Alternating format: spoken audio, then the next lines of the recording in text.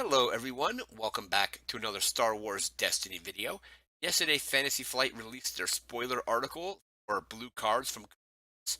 So we have some new characters, some new events, some upgrades. We're going to go ahead and take a look at those cards, going to give my thoughts on them. So first up here, we have Slime Moore, A to the Emperor. 9 health, A for 9 or 12 points. So again, we get that 1 to 1 health to point ratio. Focus, 2 focus, discard, resource special, and blank. It's an advisor character. And after you activate this character, you may re-roll one of your Sif dice. So you can re-roll Palpatine or Vader and so on. I believe Vader's a Sith as well. And the special is turn a die to a side showing a blank and discard a random card from an opponent's hand. So we have some good utility sides here. We have focus, discard, and resources. Special also will turn a die and get rid of a card. So her special limits what your opponents can do, both their dice and their cards. So you're going to blank out one of their dice potentially, and then get rid of one of their cards. So could have been a card that they could have played, or potentially a card they could have used discard for.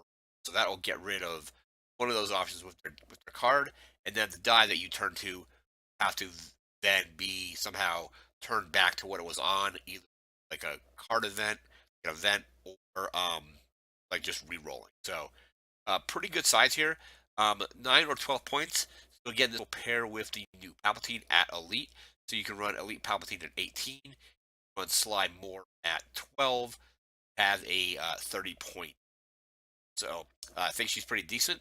She's definitely going to pair very well with Palpatine, and then any other Sith characters be able to with them as well. So once you roll this out, you then get to re-roll one of your other Sith dice. So that is Slime More. We're going to move into our next card. And next up, we have a Tale of Tragedy. One resource, Blue Villain Event. Spot a Sith to turn another character's character die or dice to sides of your choice. So pay 1, spot a Sith, or turn one of your own character dice to basically any side, or an opponent's dice to any side as well. So you can use it to focus your own stuff, or use it to blank out your opponent. So you can get good stuff for you, bad stuff for them. You can make basically you just have to spot a Sith to be able to do that. So one resource to turn a die, which is pretty good. You do have to spot a Sith, but then you get to either turn. You basically it's turn any character die essentially. So you, again, spot a Sith to turn another character's character dice sides of your choice. The character's dice. So I imagine it's more than one because it is plural. So characters dice to sides of your choice. So it looks like you can turn multiple dice to sides. It would say die if it was just one. So that is pretty good. So paying one resource, be able to do that. Granted, you do have to spot a Sith. So that is also essentially a cost almost. If you don't have any Sith, it's a card, and basically you're just going to have to use it to discard a reroll or like that. But I like that it can turn any number. It's like turn another character's dice to sides of your choice. So I can focus my own stuff or blank out my opponent. The opponents roll really well with Vader, for example. You can use this to blank Vader out.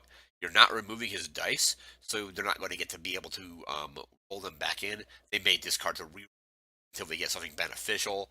But if you don't actually remove the dice, they're still in the pool, so they still are a threat. But at least they'll be on blanks, and then your opponent will then have to manage them to be able to get them onto sides that they actually want. So this kind of gets around that because you're not removing Vader's die, so he won't be able to power action it back into the pool. So that is a Tale of Tragedy. We're going to move into our next card. And next up, we have Forbidden Lore, zero cost, villain blue support. Where you play a blue ability, you may discard this support from play to decrease the cost by 1. Then you may spot a Sith to draw a card. So you can use it kind of whenever. So you play a blue ability, using it by 1, and then if you have a Sith, you get the extra effect of also drawing a card as well. So decent support here. So it costs 0, and then it's going to um, drop the cost of one of your abilities by 1. Um, so anybody can do that, even if you're not playing any Sith characters. So you'll be able to run this in villain that isn't running any Siths. But then again, if you are running Sith, you will be able to get the extra effect of getting another card drawn as well.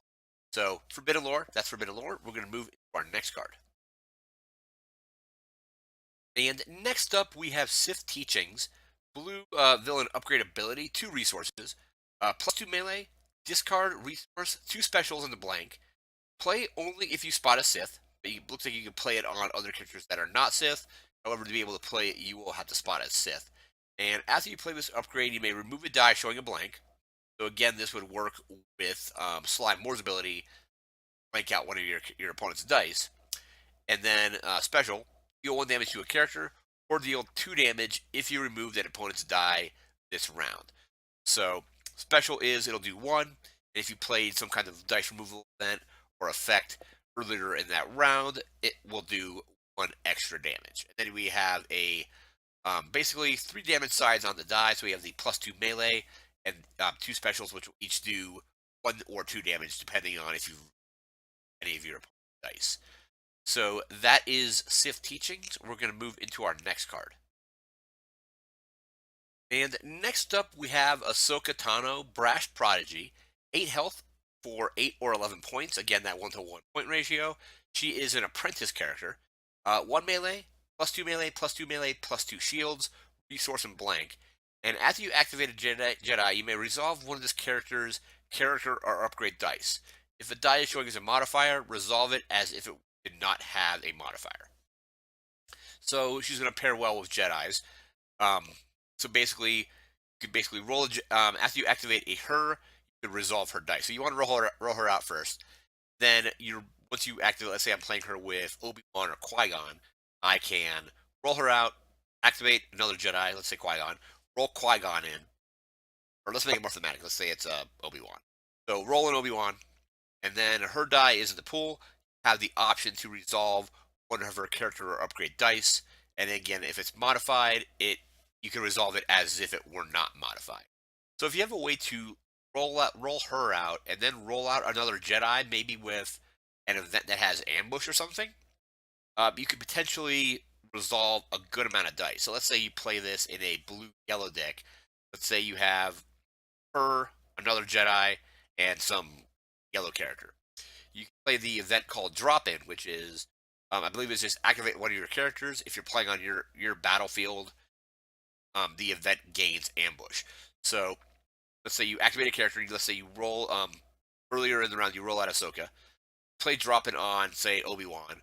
Roll Obi-Wan out. If you're on your battlefield, that will get ambush, which means you will be able to resolve one of Ahsoka's dice. Even if it's modified, you can say it becomes unmodified.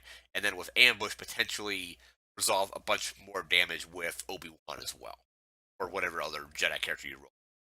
So health is kind of low, but again, it's a good point cost. So at 8 or 11 to get an elite character for a single die.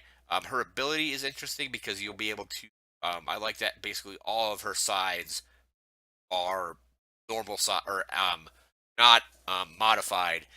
If you at least once per round, you'll be able to get one of those resolved, even if you don't have a matching symbol on base damage. So if I roll the +2 melee, if it's out, I activate another Jedi, and then I get to resolve one of her dice. I can resolve that +2 melee straight away. So that is Ahsoka Tano. We're going to move into our next card. And next up, we have Disciplined Mind. 1 resource, Blue Hero event. Spot a Jedi to remove a non-Jedi die. So pay 1, removes any die that is not a Jedi. So it removes Sith, removes droid dice, basically anything that's not going to be a Jedi. Pretty straightforward event. I think it'll probably be all right. So one resource to get rid of a die could be good, especially if it's a die that has a high value. So let's say your opponent's just rolled out a Shadowcaster with a lot of damage on it, and basically just pay 1 to. It's going to be a support die. So it just removes any die as long as it's not a Jedi die. That is Disciplined Mind. We're going to move into our next card. And the final card for today is the Jedi Holocron. 1 resource, Blue Hero upgrade equipment. Focus resource +1 resource, special, and blank. Play only if you spot a Jedi. And the special, place this upgrade on the bottom of its owner's deck to draw 3 cards. You may play a blue ability from your hand, decreasing its cost by 1. So essentially what you can do is you get that special, it goes to you place it on the bottom of your deck, draw 3. If you draw a blue hero ability, you can then essentially basically play that ability, decreasing its cost by 1, or it may be a blue ability that you've already had in your hand. But it allows you to draw a good amount of cards of drawing 3. Has some decent utility side, so we have a focus, the resource, and the modified resource, and then 2 specials is always nice. Not quite different from the Sith Holocron. I think the Sith Holocron may have been powered because it costs 0. You do the special, play an ability from your hand, returning the Holocron to your hand. You can basically repeat that effect over. But Jedi Holocron looks interesting because be able to use this special, put on the bottom, you get 3 cards, and then you are getting potentially getting card advantage and potentially getting an ability that you can pay or play for 1 less. So that is the Jedi Holocron. That's going to do it for today's video. Remember to like, comment, share, and subscribe. We'll see you again next time. Thanks again for watching, and take care.